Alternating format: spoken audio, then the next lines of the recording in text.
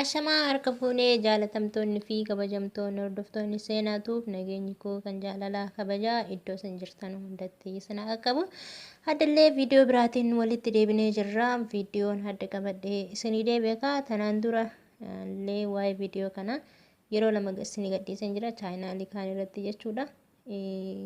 Viidiyichis maali warri jettan yookaan mootuyyoo hadda ganaa kan daawwachaa jirtan kan ta'u yoo ta'e biyyattii abbaa manaa madaamirraa ulfaataadha jechuudha. Yookaan mootuyyoo daa'imni garaatti godhate maalirraa akka ishiin geesse isiniin qabadhee deebi'e jedhee akka waadaa isinii galan kunoo qabadhee isinii deebi'ee jira jechuudha. Warri dhaggeeffachuudha isinitti hin tolle osuma keessa seenii bahuudha. Warra mootuyyoo lakkii dhagahuun waan gaariidha. Waan irraan nu gorsu yookaan mootuyyoo irraa nu deebisu keessattuu namni rakkoo kana mudatu rakkoo biyya arabaatiin wal qabata. Akkasuma warri chaayinaal kan hordoftan illee irra caaliin keessa warra biyya arabaa irra jiraatu kamiyyuu jechuudha.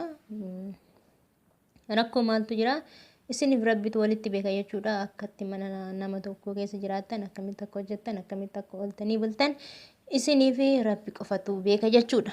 Rakkoon kun ammoo ni jira dhibbaan dhibbatti ijoollee baay'atu rakkina kanaan mana jijjiirrate jechuudha. Mana tokkorrallee haga 3 warra jijjiirrate jira.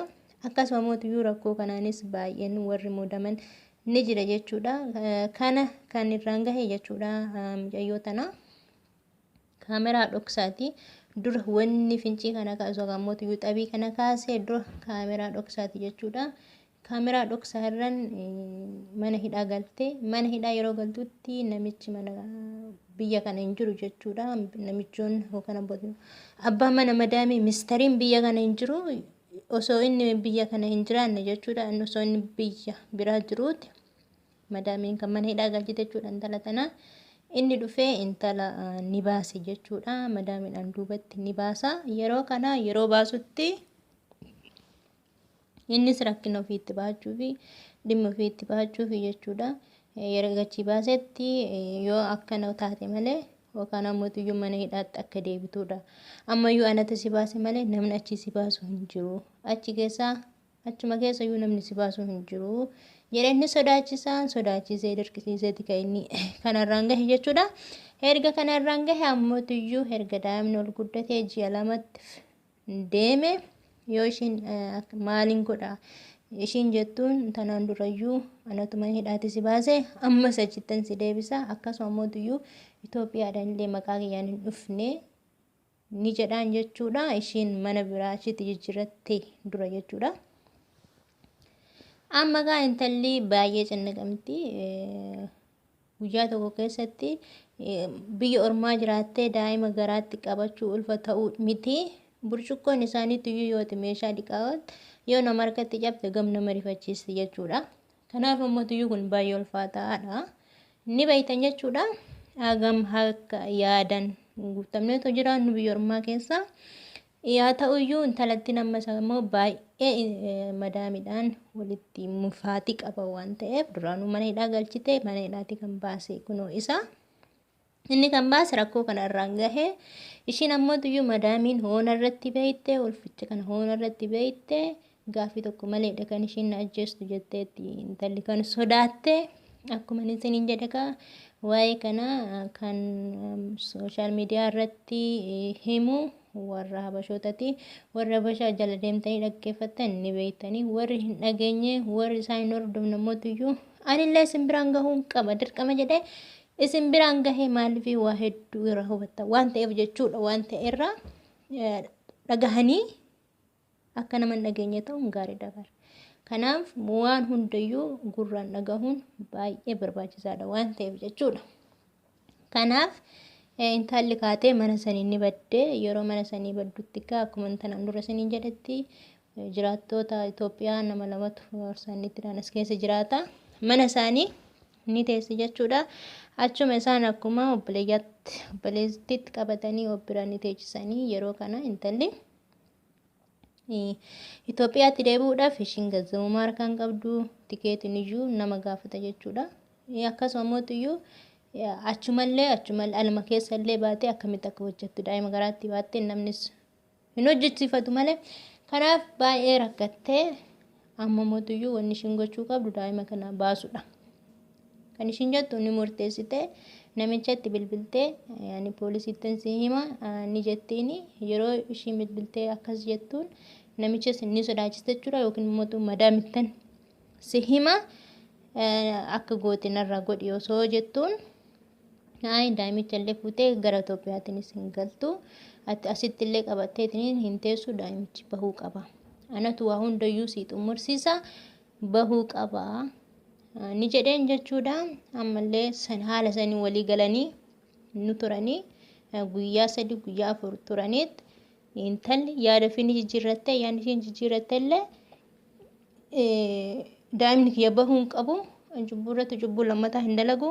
Tanaan dura viidiyoo akkasiisan gadhiisanii dhiise namoonni baay'een keessan dhuguma dubbachuudhaaf baay'een keessan daa'ima fi qabattee yaagaltu haadha fi nama jibbitu wajjin qaaneffattu maqaan namas maal godha torbee takka caalaatti naasanii warri jettan dhugumatti jechuudha. Baay'inaan koomentii akkanaati kan kennitanii intallis namoonni jiraattonni as keessa ijoolleen habashotaa jechuudha. Shayyoo dhaqanii ni jajjabeessanii bira ni dhaqanii warri ala keessa hojjetu jechuudha. Miyyattiin akka daa'ima hin baasne taasisanii yeroo kanatti ishiin yaada ofii jijjiirtee namichi akkuma hidhaa galu yookaan mootuyyuu dhugumatti madaamiin akka beektu taasisuuf ni yaalte jechuudha. Namichis akka cirraashuma akka madaamiin hin beekne fi mana hidhaallee akka hin galle daa'imicha kana fuudhiiti gara Itoophiyaatti galii ni jedhaani. Yeroo kana kaasaa gaafatte jechuudha. Kaasaa yeroo gaafattutti daa'imicha kana yoo itti fuutee Itoophiyaatti galte kaasaa itti ni gaafatti sii kenna jedheeni ani birriin ilma namaatiif bakka hin bu'u wanni ati narratti raawwattes birriidhaan bakka hin bu'u ta'uyyuu lubbuu kiyyas balleesse kan daa'imaas hin balleessu ani qabadheetiin galaa kaasaa daa'imicha naa kenni ni jettiin jechuudha.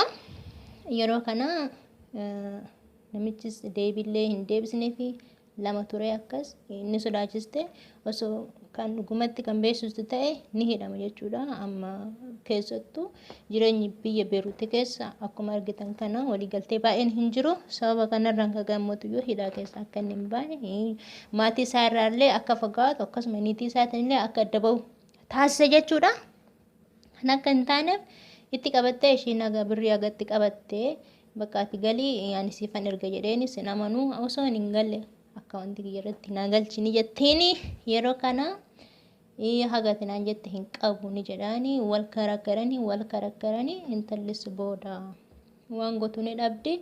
Yaa ta'uyyuu haga ishiin jechuunis haga ishiin jette sanillee ta'uu baatu walakkaa isaa yookaan mootuyyuu ruubii isaa ni galchaaf jechuudha. Akka wanti irratti intalli amma walumaa galatti galtee daa'ima fi illee hin baasne rabbiin galannaa gahu daa'ima fi qabattee gara Itoophiyaatti galtee jirti. Birriin inni akka wanti irratti ergeef homaa birriin kaadhuman qabu ishiin osoo fixeessa kan namaati mitiire hagatti dhumtuyyuu hin beeku daa'ima kana hin guddisu jedhameef malee haga fe'ee biliyoona tokkoyyuu miliyoona lama haguma fe'eyyuu yoo ta'e lubbuu namaatiif bakka hin bu'u yookaan ammoo guddisa daa'imaa kanaaf bakka hin bu'u jechuudha.